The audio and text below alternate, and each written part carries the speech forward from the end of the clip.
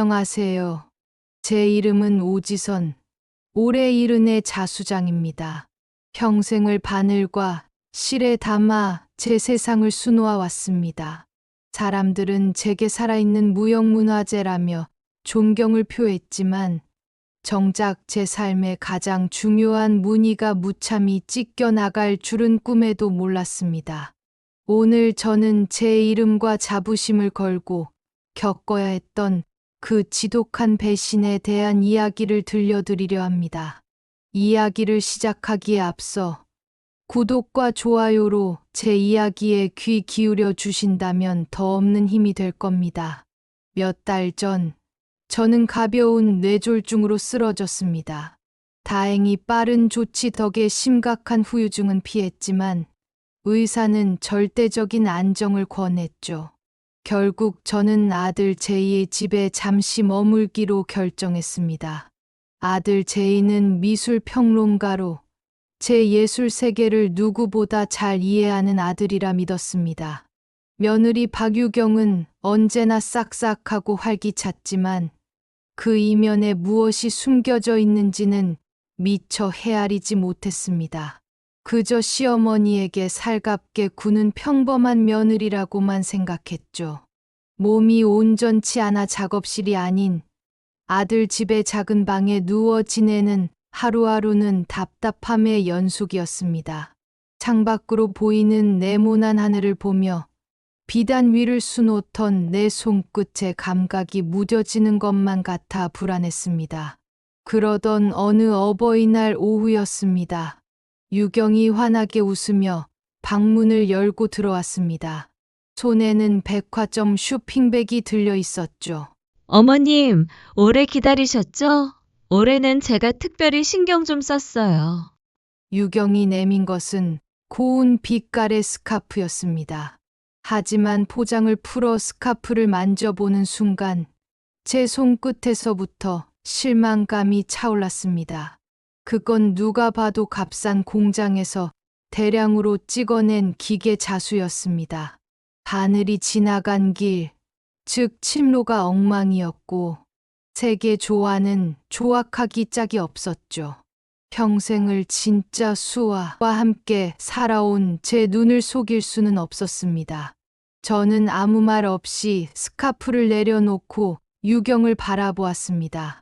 어떠세요, 어머님? 색깔 곱죠? 유경의 얼굴에는 어떤 부끄러움도 없었습니다. 저는 나지막이 말했습니다. 유경아, 바늘길에는 그 사람의 마음이 담기는 법이다. 이건 길이 없구나. 제 말에 유경의 얼굴이 순간 굳어지는 것을 보았습니다. 하지만 이내 표정을 바꾸며 웃더군요. 어머님은 역시 전문가라 눈이 높으시네요. 그래도 제 성이니까 받아주세요. 하고는 방을 나갔습니다. 저는 그 스카프를 보며 한숨을 쉬었습니다. 제 예술을 이해해 주길 바란 건 아니었지만 이건 성의의 문제가 아니었습니다. 제 평생의 업에 대한 무지이자 어쩌면 무시일지도 모른다는 생각에 마음이 서늘해졌습니다. 그날 저녁 문득 제 작업실에 두고 온 비단 실이 생각나 제이에게 부탁할 겸 거실로 나갔습니다. 그런데 평소라면 거실 장식장 위에 고이 모셔져 있어야 할 제 낙관함이 서재 책상 구석에 아무렇게나 놓여 있는 게 아니겠어요? 가슴이 철렁했습니다. 저 낙관은 단순한 도장이 아니었습니다. 제 작품에 생명을 불어넣는 마지막 활용점정이고 제 이름 그 자체였죠. 저는 조심스럽게 낙관함을 열어보았습니다.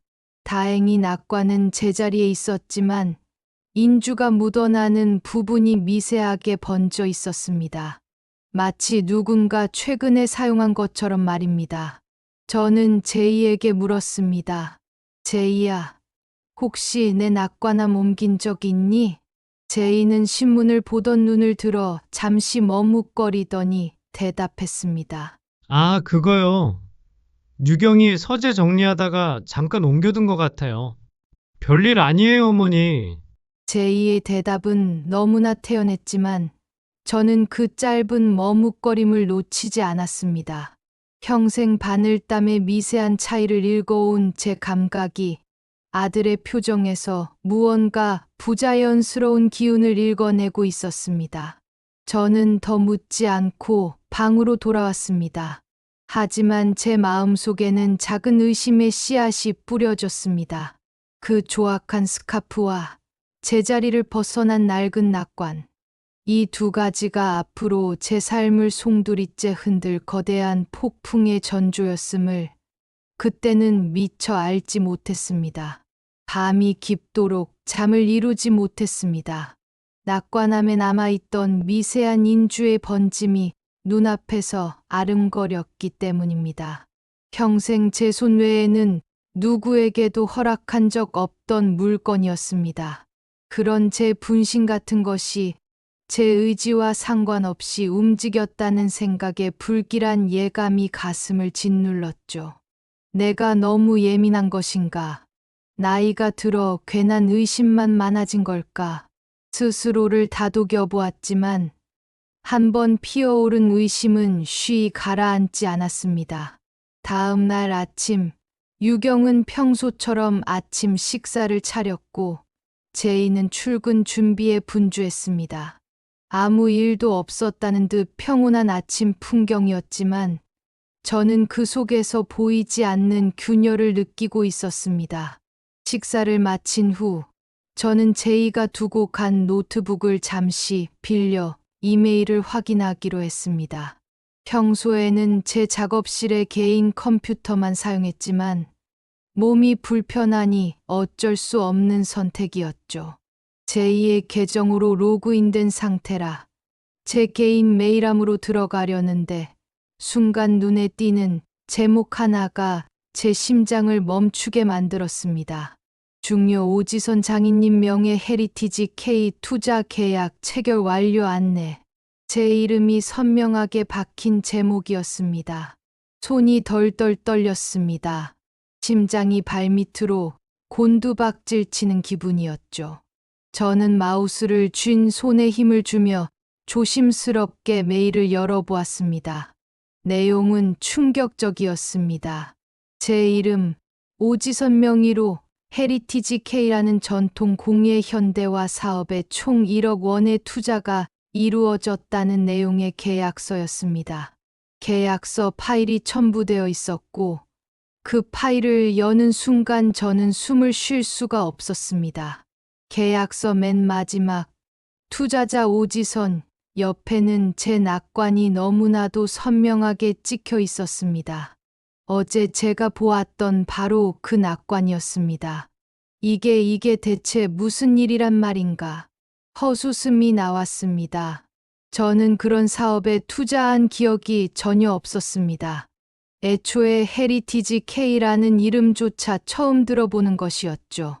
제 평생에 업은 전통을 그대로 보존하고 계승하는 것이지 상업적으로 현대화하는 것과는 거리가 멀었습니다. 제 예술 철학과도 맞지 않는 일에 제 이름이 그것도 1억이라는 거금이 걸린 계약에 사용되었다니 머릿속이 하얘졌습니다. 저는 떨리는 손으로 계약서를 구석구석 살폈습니다. 계약 일자는 바로 며칠 전 제가 병원에서 퇴원하던 날로 되어 있었습니다. 정신이 없어 아무것도 제대로 챙기지 못했던 바로 그날이었습니다. 투자금은 제 명의의 예금 계좌에서 지급된 것으로 되어 있었지만 저는 그 계좌의 존재조차 모르고 있었습니다. 누군가 제 신분증과 인감을 도용해 계좌를 만들고 거기에 있던 돈을 투자금으로 사용한 것이 틀림없었습니다. 그 돈의 출처는 뻔했습니다.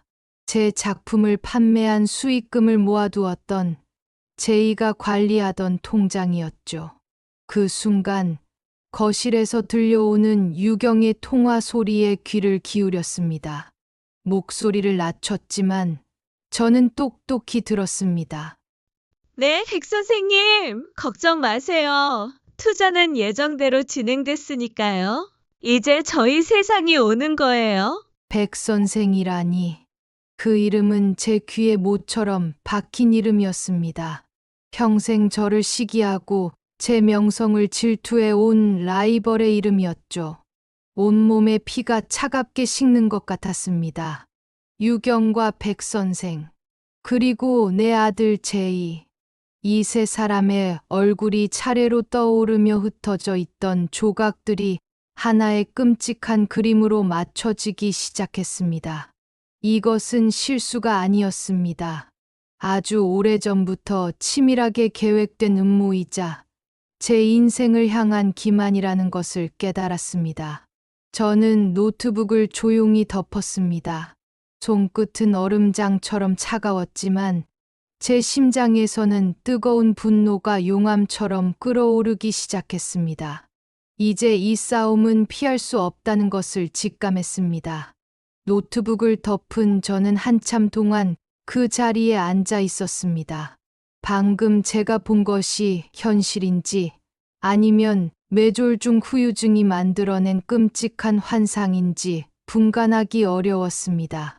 하지만 손끝에 남은 차가운 감촉과 심장을 옥죄는 압박감은 이것이 분명한 현실임을 말해주고 있었죠. 유경의 통화 내용은 제 머릿속을 떠나지 않았습니다. 백 선생. 그 이름이 나오자 모든 것이 명확해졌습니다. 이것은 단순한 금전 사기가 아니었습니다. 제 평생의 라이벌과 제 며느리가 손을 잡고 제 명예를, 제 인생을 통째로 집어삼키려는 음모였습니다. 가장 먼저 떠오른 사람은 딸 미래였습니다. 미래는 대형 로펌에서 일하는 변호사로 언제나 이성적이고 현명하게 문제를 해결하곤 했습니다. 저는 조용히 방으로 돌아가 떨리는 손으로 딸에게 전화를 걸었습니다. 목소리가 나오지 않을 것 같았지만 저는 안간힘을 다해 입을 열었습니다. 미래야, 나다. 큰일이 생긴 것 같다. 제 목소리가 심상치 않음을 느꼈는지 미래는 곧바로 차분하게 물었습니다. 어머니, 무슨 일이세요? 목소리가 왜 그러세요? 그러세요. 저는 방금 겪었던 일을 이메일의 내용과 유경의 통화까지 빠짐없이 털어놓았습니다. 수화기 너머로 미래의 깊은 한숨 소리가 들렸습니다. 잠시 침묵이 흐른 뒤 미래는 어느 때보다 단호한 목소리로 말했습니다. 어머니, 그건 명백한 사문서 위조 및 명의도용 범죄예요. 절대 그냥 넘어가서는 안 돼요. 우선 그 이메일이랑 계약서 파일 절대 삭제하지 마시고 제 개인 메일로 바로 보내주세요. 그리고 아무것도 모르는 척 평소처럼 행동하셔야 해요. 제가 지금부터 뭘 해야 할지 알려드릴게요. 딸의 침착한 목소리를 듣자 혼돈으로 가득했던 제 머릿속이 조금씩 정리되는 기분이었습니다. 미래는 마치 전쟁을 앞둔 장수처럼 제가 해야 할 일들을 조목조목 지시했습니다. 증거를 확보하고 상대방의 움직임을 살피되 절대 섣불리 감정을 드러내지 말라는 것이었죠. 하지만 가족을 상대로 스파이라도 된 것처럼 행동해야 한다는 사실이 제 가슴을 무겁게 짓눌렀습니다. 그날 이후 저는 미래의 지시대로 행동하기 시작했습니다. 며느리 유경 앞에서는 아무것도 모르는 노인처럼 행동하며 그저 몸이 불편하다는 핑계로 방 안에 머무는 시간이 많았습니다. 그러던 어느 날 제 수제자인 체린에게서 연락이 왔습니다. 체린은 제가 쓰러진 후에도 제 작업실을 묵묵히 지키고 있던 제게는 딸이나 다름없는 아이였습니다. 선생님, 잘 지내고 계세요? 다름이 아니라 이상한 일이 있어서요. 체린의 목소리에는 불안감이 가득했습니다. 사모님께서 며칠 전에 작업실에 다녀가셨어요. 그런데 평소와는 좀 다르셨어요. 선생님의 미완성 작품들을 사진으로 전부 찍어가시고, 특히 예전에 선생님께서 백 선생님과 경쟁하셨던 작품의 도안까지 찾아보시더라고요. 그 말을 듣는 순간 저는 온몸에 소름이 돋았습니다. 유경이 제 작품 도안까지 손을 댔다는 것은 단순히 제 이름을 빌리는 것을 넘어 제 예술 세계의 정수까지 훔치려 한다는 증거였습니다. 저는 채린에게 조심스럽게 부탁했습니다. 채린아, 혹시 유경이가 또 작업실에 오거든 누구와 연락하는지, 무얼 하는지 잘 좀 지켜봐 줄 수 있겠니? 위험한 부탁인 거 알지만 지금은 너밖에 믿을 사람이 없구나. 체리는 잠시의 망설임도 없이 대답했습니다. 선생님, 걱정 마세요.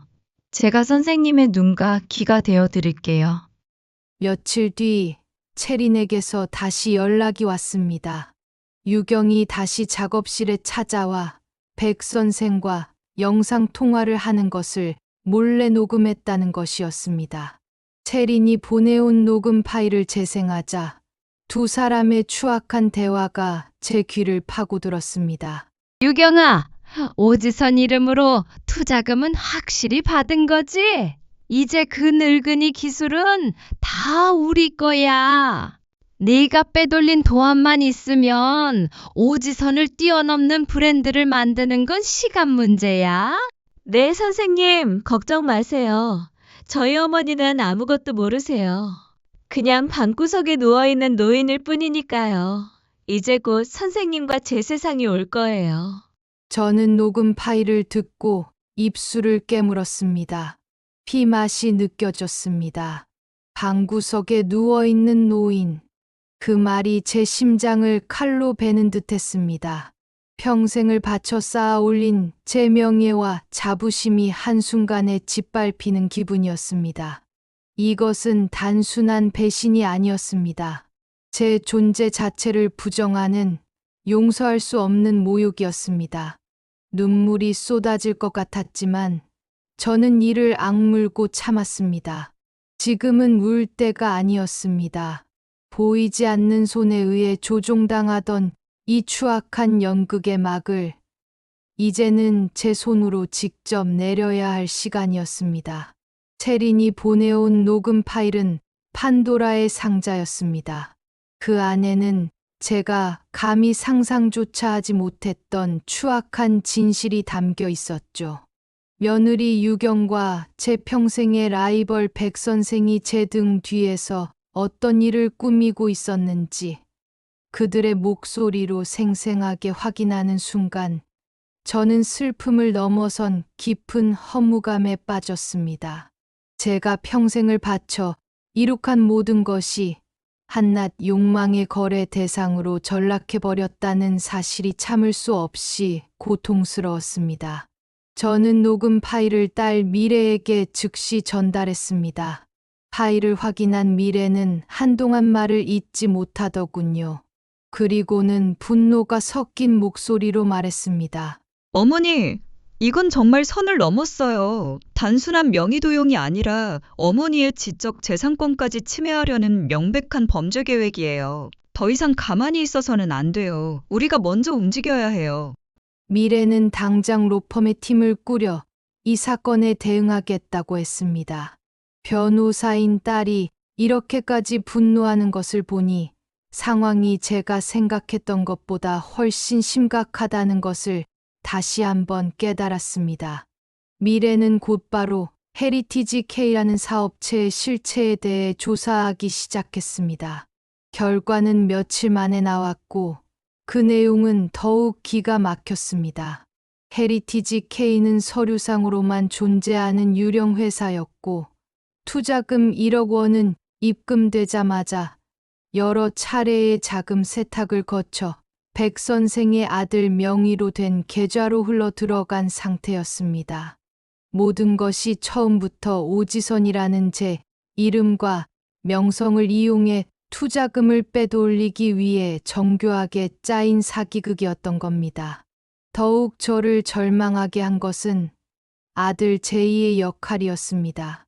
미래의 조사에 따르면 제가 알지도 못했던 제 명의의 계좌를 개설하고 투자 계약을 진행하는 과정에서 제이의 도움이 없이는 불가능한 일들이 많았습니다.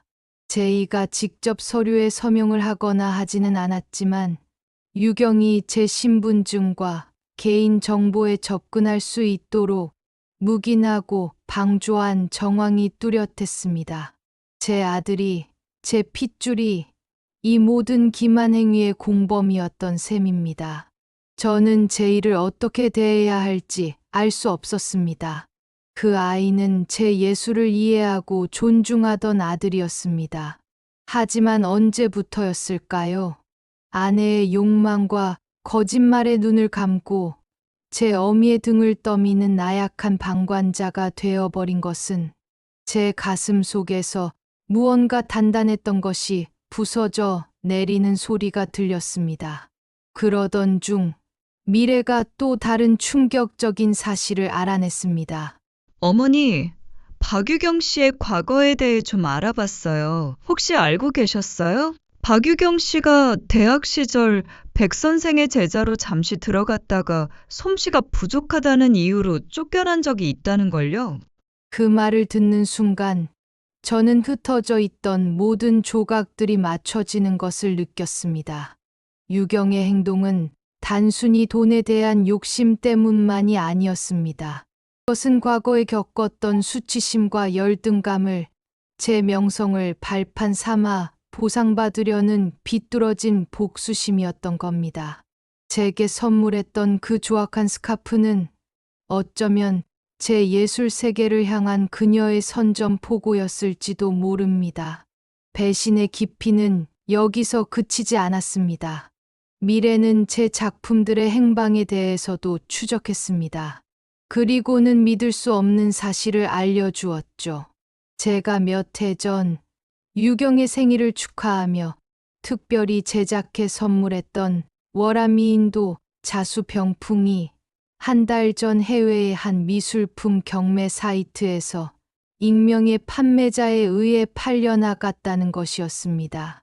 그 판매 시점은 바로 헤리티지 K의 사업 자금이 필요했던 시기와 정확히 일치했습니다. 제가 며느리를 위해 밤낮으로 한 땀 한 땀 수를 놓아 완성한 작품이 결국 저를 배신하는 자금으로 사용되었다는 사실을 마주하자 저는 더 이상 눈물을 참을 수 없었습니다. 눈물이 뺨을 타고 흘러내렸습니다. 하지만 그것은 슬픔의 눈물만은 아니었습니다. 제 인생과 예술에 대한 모독에 분노하는 처절한 눈물이었습니다. 저는 흐르는 눈물을 닦아내며 굳게 결심했습니다. 이제 더 이상 피해자로만 머물러 있지 않겠다고. 이 모든 것을 제자리로 돌려놓고 제 이름의 무게를, 제 예술의 가치를 반드시 되찾겠다고 말입니다. 며느리에게 선물했던 자수병풍마저 나를 배신하는 자금으로 쓰였다는 사실을 알게 된 순간 제 마음속의 슬픔은 차가운 분노로 변했습니다. 더 이상 눈물 흘리며 주저앉아 있을 시간이 없었죠. 이것은 이제 단순한 가족 간의 다툼이 아니었습니다. 제 평생을 바쳐 이룩한 예술가의 명예와 자존심을 지키기 위한 전쟁이었습니다. 저는 더 이상 아픈 노인이 아니었습니다. 제 손에 들린 것은 이제 따뜻한 비단을 수놓던 바늘이 아니라 거짓의 심장을 꿰뚫어야 할 날카로운 칼이었습니다. 저는 딸 미래와 함께 본격적인 반격을 준비하기 시작했습니다. 미래는 자신의 로펌 팀과 함께 밤낮으로 법적 대응 전략을 세웠습니다. 우리는 감정에 호소하는 대신 오직 냉철한 증거와 논리로 그들의 성벽을 무너뜨리기로 했습니다. 첫 번째 무기는 체린이 목숨을 걸고 녹음해준 유경과 백 선생의 대화 파일이었습니다. 그것은 그들의 음모를 입증하는 가장 확실한 증거였죠. 미래는 이 녹음 파일의 법적 효력을 확보하기 위해 전문 기관에 분석을 의뢰했습니다. 두 번째는 헤리티지 K라는 유령 회사와 백 선생 아들 계좌 사이의 자금 흐름이었습니다. 미래의 팀은 수많은 금융거래 내역을 추적하여 1억 원의 투자금이 어떻게 세탁되어 백 선생 측으로 흘러 들어갔는지를 한눈에 볼 수 있는 도표로 만들었습니다. 그것은 그들의 범죄 행각을 담은 한 폭의 지도와도 같았습니다. 세 번째는 제 명의가 도용된 정황 증거들이었습니다. 계약이 체결된 날, 저는 병원에 입원해 있었다는 사실을 증명하는 진단서와 입퇴원 확인서를 발급받았습니다.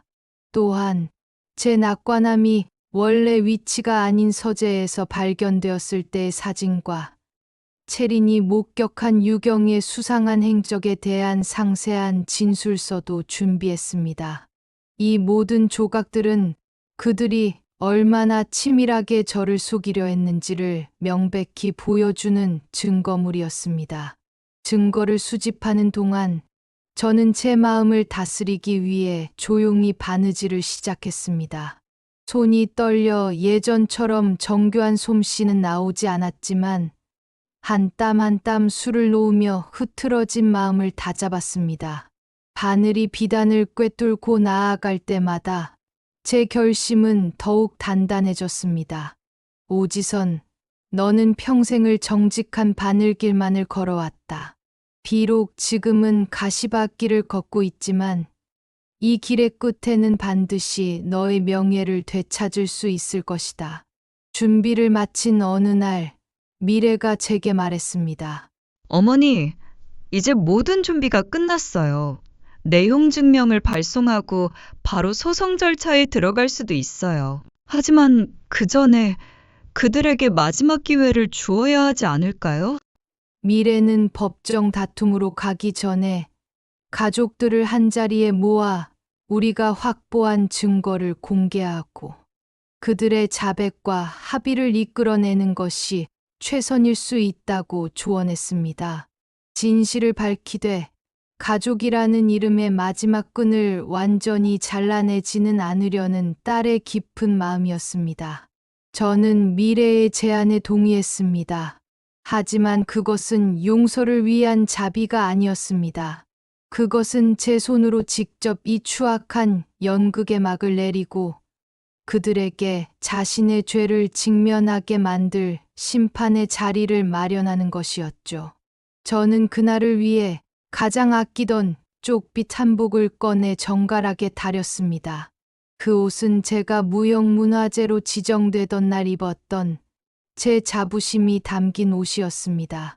그 옷을 입고 저는 제 인생에서 가장 중요한 싸움을 치를 준비를 마쳤습니다. 이제 주사위는 던져졌습니다. 바늘은 칼이 되었고 저는 제 명예를 되찾기 위한 마지막 수를 놓을 준비가 되었습니다. 약속된 날 저녁, 아들 제이의 집 거실은 싸늘한 침묵에 잠겨 있었습니다. 그 자리에는 저와 딸 미래, 그리고 굳은 표정의 아들 제이와 며느리 박유경이 앉아 있었습니다. 그리고 제 요청에 의해 백 선생도 불편한 기색이 역력한 얼굴로 함께 자리해야만 했습니다. 저는 평생의 자부심이 담긴 쪽빛 한복을 입고 허리를 꼿꼿이 편 채 그들 모두를 차례로 둘러보았습니다. 오늘 이 자리는 단순한 가족회의가 아니었습니다. 진실을 심판하고 제 이름을 되찾기 위한 자리였죠. 먼저 입을 연 것은 딸 미래였습니다. 미래는 변호사답게 감정을 배제한 채 차분하고 논리적인 목소리로 말문을 열었습니다. 오늘 이 자리는 오지선 여사님의 명의로 진행된 헤리티지 K투자 계약건에 대한 진실을 밝히기 위해 마련되었습니다.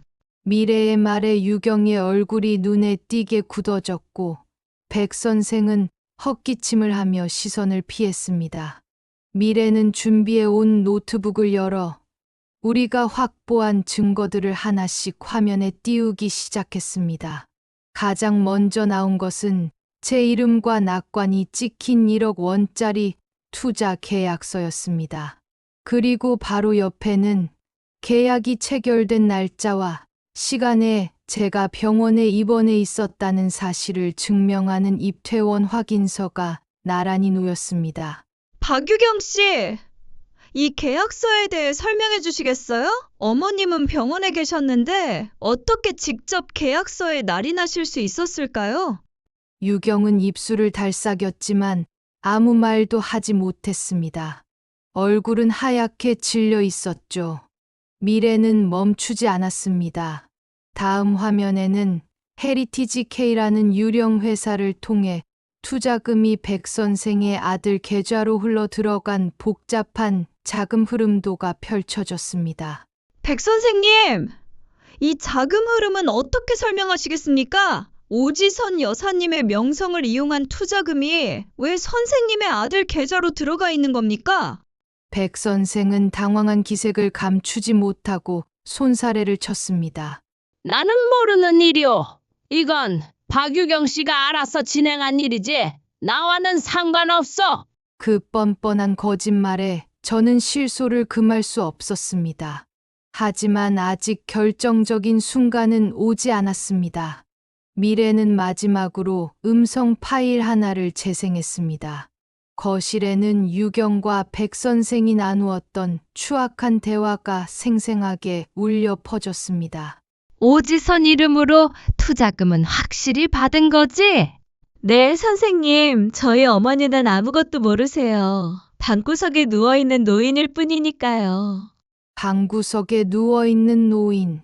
제가 나지막이 그 말을 읊조리자 유경은 결국 고개를 숙였습니다. 제이는 자신의 귀를 의심하는 듯한 표정으로 유경과 저를 번갈아 쳐다보았고 백 선생의 얼굴은 하얗게 질리다 못해 잿빛으로 변해 있었습니다. 모든 것이 끝난 순간이었습니다. 저는 자리에서 일어나 제이에게 다가갔습니다. 그리고 조용히 물었습니다.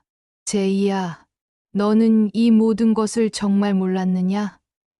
내 어미의 이름이, 내 어미의 평생이 이렇게 짓밟히는 동안 너는 정말 아무것도 몰랐다고 말할 수 있느냐?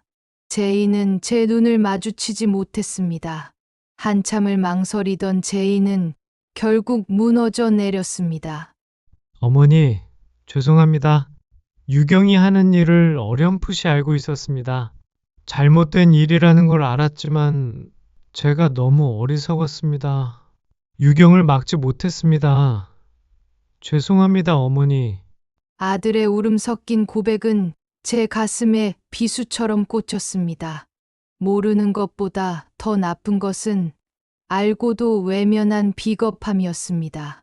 모든 진실이 밝혀지자 유경은 더 이상 버티지 못하고 흐느끼기 시작했습니다. 어머님, 제가 잘못했어요.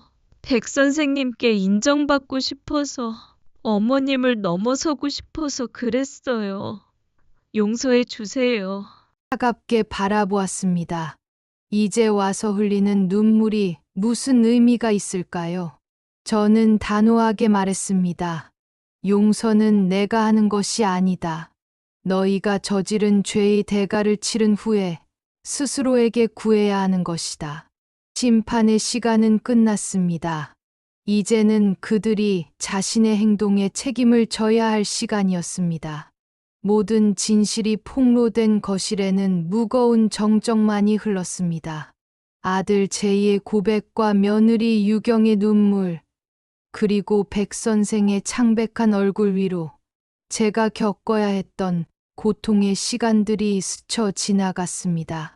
하지만 저는 더 이상 감정에 휘둘리지 않았습니다. 이제는 이 모든 것을 원칙대로 매듭지어야 할 시간이었습니다. 딸 미래는 준비해 온 서류 가방에서 두툼한 합의서를 꺼내 테이블 위에 올려놓았습니다. 그 위에는 합의서라는 글자가 선명하게 박혀 있었죠. 미래는 감정을 지운 변호사의 목소리로 합의서의 내용을 조목조목 읽어 내려가기 시작했습니다.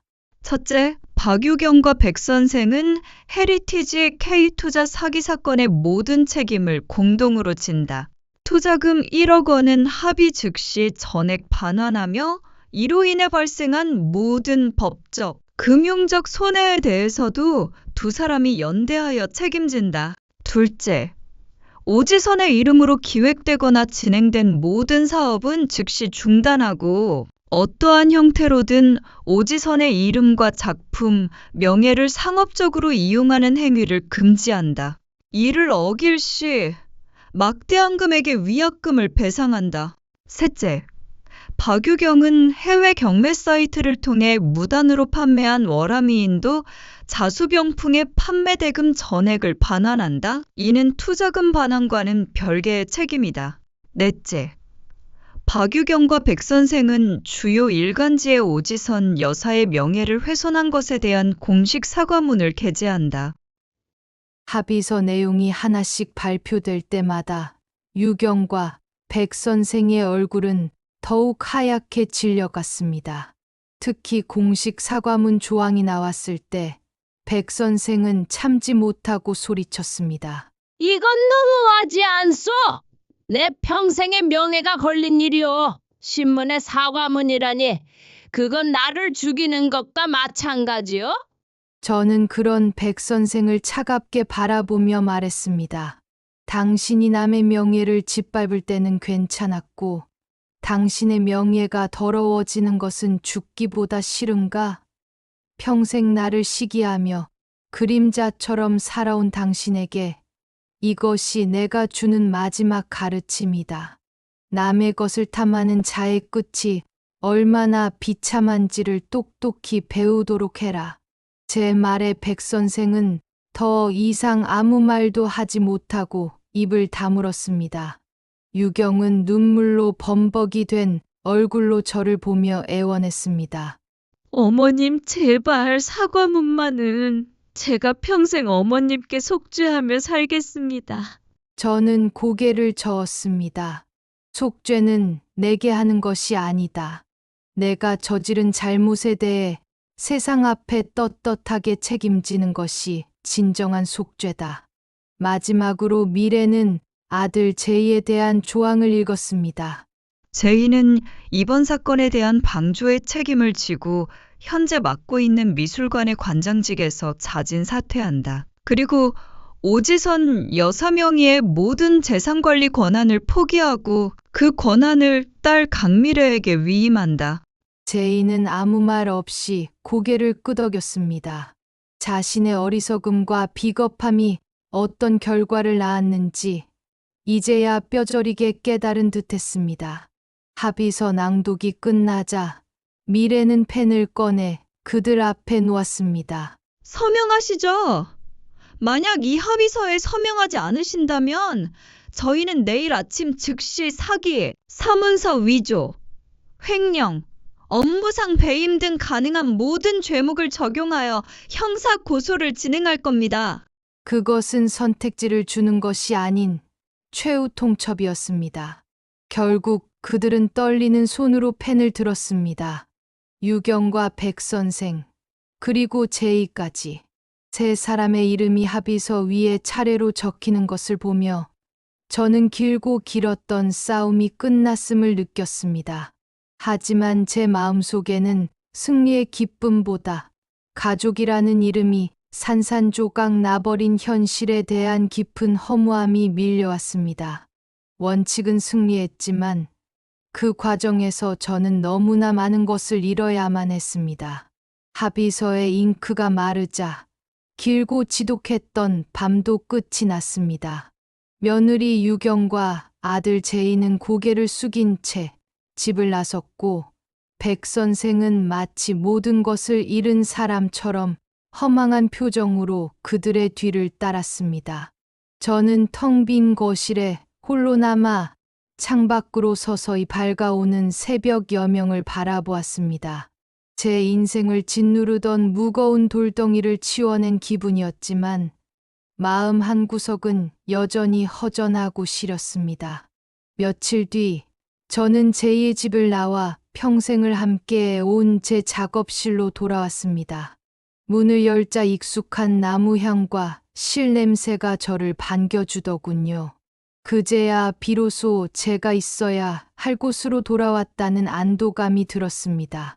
수제자 체리는 그동안의 마음고생이 심했는지 저를 보자마자 눈물을 쏟아냈습니다.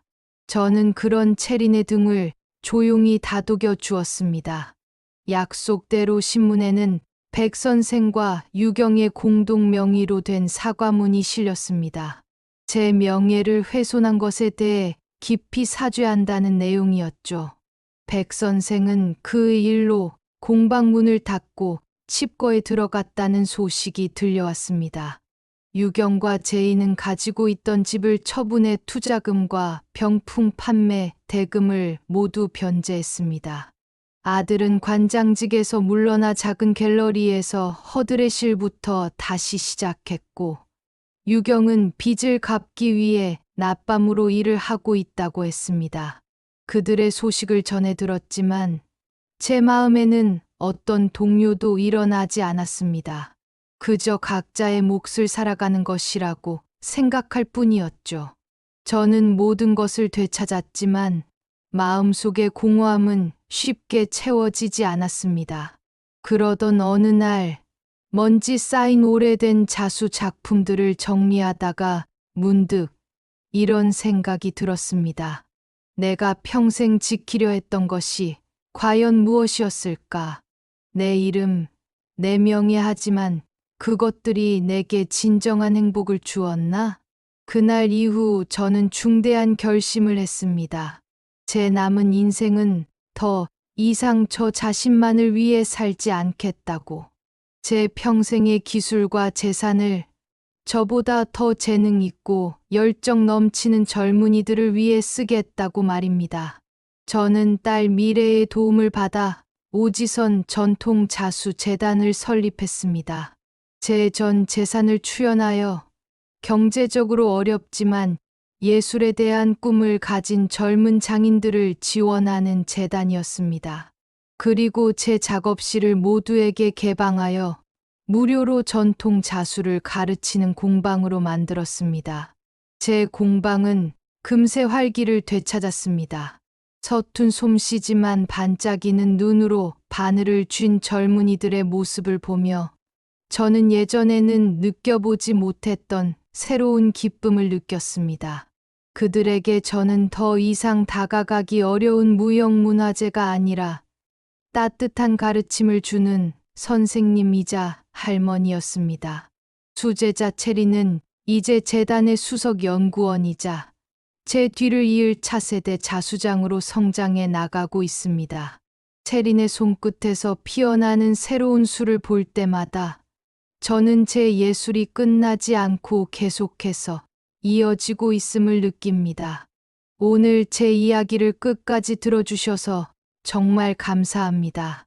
제 삶의 가장 혹독했던 겨울을 지나 저는 이제야 비로소 가장 따뜻한 봄을 맞이한 것 같습니다. 배신과 상처로 얼룩졌던 제 인생의 낡은 술을 모두 뜯어내고 이제는 나눔과 희망이라는 새로운 실로 제 인생의 마지막 장을 수놓고 있습니다.